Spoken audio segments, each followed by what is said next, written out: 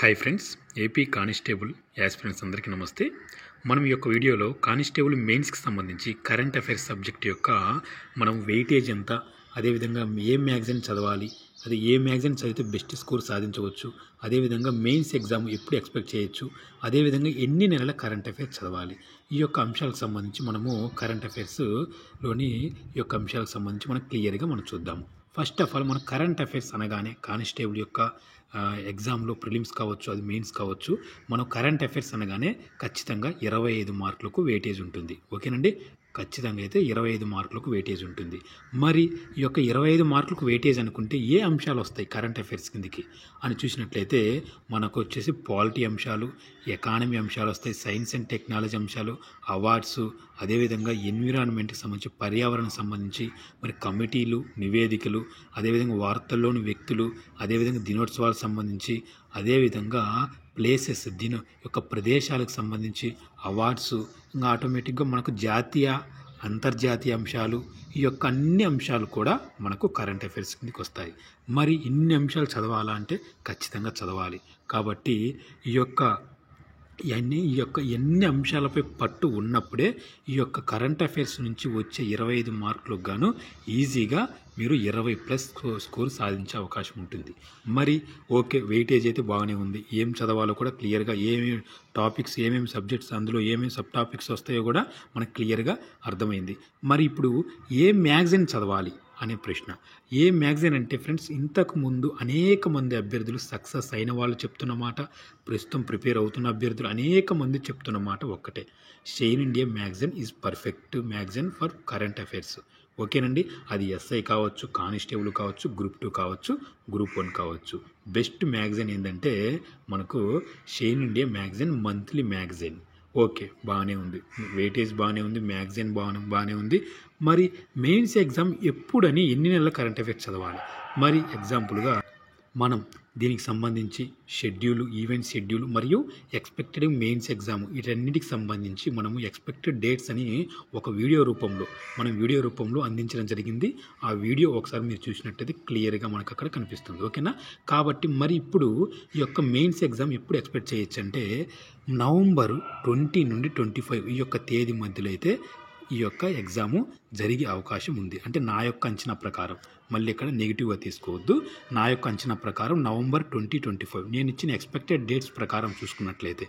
ఓకేనా? ఒకవేళ 25 ఆ యొక్క తేదీలో మిస్ అయినప్పటికీ ఏది ఏమైనా నవంబర్ 30వ తేదీలోపు అయితే ఖచ్చితంగా ఈ యొక్క ఎగ్జామ్ అనేది కంప్లీట్ అయ్యే అవకాశం ఉంటుంది. ఓకేనా? మరి ఇది బాగానే ఉంది. మరి ఎన్ని నెలల కరెంట్ అఫైర్స్ చదవాలి? ఇది ఒకటి ప్రశ్న మళ్ళీ. కాబట్టి అభ్యర్థులకు ఎక్కువ ఉన్న ప్రశ్న ఇదే. ఎందుకంటే అనేక సంవత్సరాలు అంటే 2022 అక్టోబర్ ఆ సమయంలో వచ్చిన నోటిఫికేషన్ ఇప్పటి వరకు అర్థం కాక ఎవ్రీ మంత్ మ్యాగజైన్ కూడా ప్రతి నెల మ్యాగజైన్ తీసుకోవడం, చదవడం. కానీ ఇప్పుడు దగ్గర వచ్చే కొద్ది దగ్గర ఈవెంట్ షెడ్యూల్, మరి దగ్గరలోని మెయిన్స్ ఎగ్జామ్ కూడా మనకు దగ్గరలోనే మనకు డేట్స్ కూడా వచ్చే అవకాశం ఉంటుంది. మరి ఈ యొక్క తేదీ వచ్చే సందర్భంలో అభ్యర్థులు ఎన్ని నెలలు చదవాలి అనే ప్రశ్న అయితే ప్రతి ఒక్కరికి కూడా ఉంటుంది.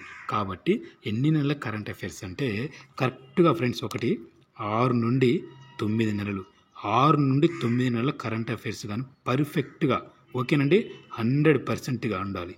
పైన చదవకూడదు. కరెంట్ అఫైర్స్ అంటే ఆ యొక్క ఇచ్చిన అంశంపై, నేను ఇప్పుడు ఒక అంశాన్ని మీ ముందుకు నేను తీసుకొచ్చి చూపిస్తాను. ఓకేనా? అర్థం చేసుకోండి. ఆ విధంగా చదవాలి. ఏ విధంగా చదివితే మంచి స్కోర్ సాధించవచ్చు, ఏ విధంగా చదివితే అక్కడ పేపర్ ఎంత ఈజీగా ఇచ్చినా కూడా పెట్టలేకపోవచ్చు అనేది కూడా మైనస్ పాయింట్ చెప్తాను, ప్లస్ పాయింట్ చెప్తాను, క్లియర్గా చెప్తాను. ఓకేనా? ఏది ఏమైనప్పటికీ నేను ఇక్కడ ఎన్ని నెలల కరెంట్ అఫైర్స్ అండి? 6 నుండి 9 నెలల కరెంట్ అఫైర్స్ పర్ఫెక్ట్ అండి. ఓకేనా? వెయిటేజ్ వచ్చేసి 25 మార్కులు. ఏ మ్యాగజైన్ అంటే shine India magazine. Expected mains exam వచ్చేసి నవంబర్ 2025, కుదిరితే 30 లోపు. ఓకేనా? ఒకవేళ ఆ ఒక్క తేదీలో మిస్ అయినప్పటికీ 30 తేదీలోపు కంప్లీట్ అవుతుంది. ఓకేనా?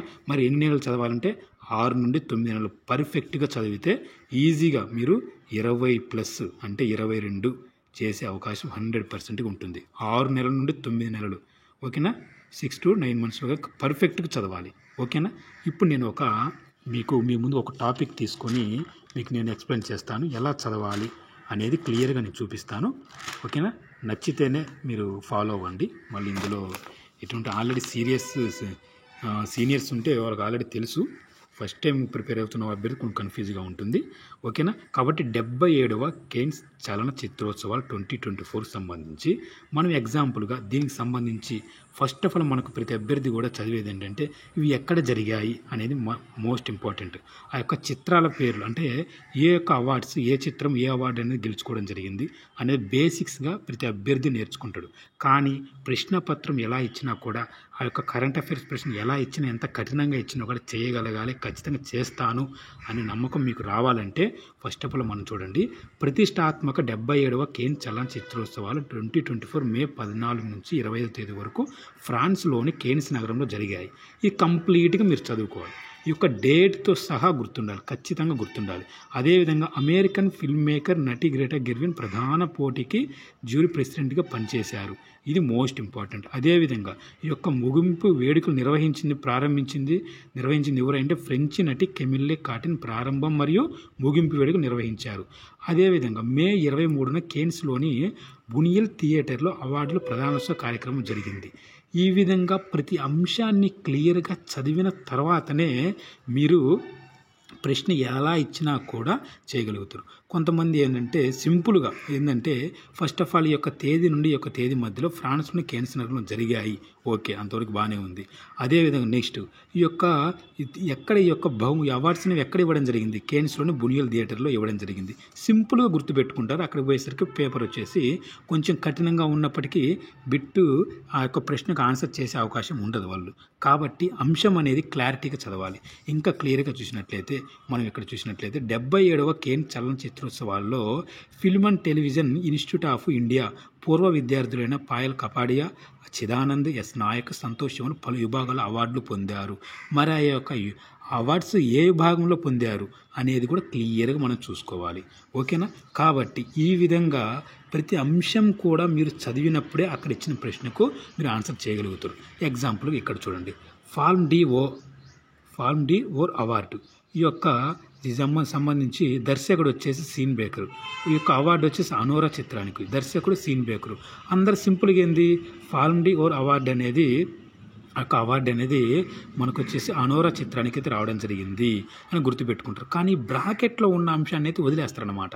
ఏంటంటే ఆ బ్రాకెట్లో ఉన్నది రాదులే అన్నట్టుగా వదిలేస్తారు. కాకపోతే అక్కడ వచ్చేది ఏంటంటే బ్రాకెట్స్లో ఉండేదే అక్కడ మనకు క్వశ్చన్ రూపంలో రావడం జరుగుతుంది. కాబట్టి మనం ఇక్కడ ఏమిటంటే గుర్తుపెట్టుకోవాల్సింది అవార్డ్స్, అది ఏ చిత్రానికి, ఆ దర్శకుడు ఎవరు, అదేవిధంగా కంప్లీట్గా మీరు నేర్చుకోవాలి. ఉత్తమ నటి ఆమె ఏ సినిమాలో, ఓకేనా, ఏ సినిమాలో యొక్క అవార్డు అనేది గెలుచుకోవడం జరిగింది. ఇలా ప్రతి అంశంపై మీరు చదవాలి. ఓకేనా. కొంచెం కన్ఫ్యూజ్గా ఉంటుంది, గుర్తుండకపోవచ్చు. కానీ దాన్ని పదే అంటే 1-2 సార్లు చదువుతున్నప్పుడు ఈజీగా గుర్తుంటుంది. ఓకేనా. స్టార్టింగ్లో ఎవరికైనా అంతే ఈ పేర్లు అనేవి గుర్తుండవు. కాకపోతే 1-2 సార్లు చదువుతున్నప్పుడు చాలా ఈజీగా అనిపిస్తుంది. కాబట్టి అందుకే అంటారు ఎక్కువ సార్లు రివైజ్ చేయాలి. ఒక పుస్తకాన్ని ఎక్కువ సార్లు చదవాలి, రివిజన్ చేయాలి అనేది అందుకే. కాబట్టి ఓకేనా ఫ్రెండ్స్, కరెంట్ అఫైర్స్ సంబంధించి వెయిటేజీ, అదేవిధంగా ఈ యొక్క మ్యాగజైను, ఎక్స్పెక్టెడ్ మెయిన్స్ ఎగ్జామ్, ఎన్ని కరెంట్ అఫైర్స్ చదివే విధానం సింపుల్గా నేను చెప్పిన విధానంలో అర్థమైంది అనుకుంటాను. అంటే క్లారిటీగా పూర్తిగా చదవండి. చదివిన తర్వాత అందులో ఇంపార్టెన్స్ అనేది గ్రహించండి. ఓకేనా. పైన అయితే డైరెక్ట్గా చూసి మీరు అలా ఆ విధంగా చదవద్దు. ఓకేనా ఫ్రెండ్స్. ఇది థ్యాంక్ యూ సో మచ్.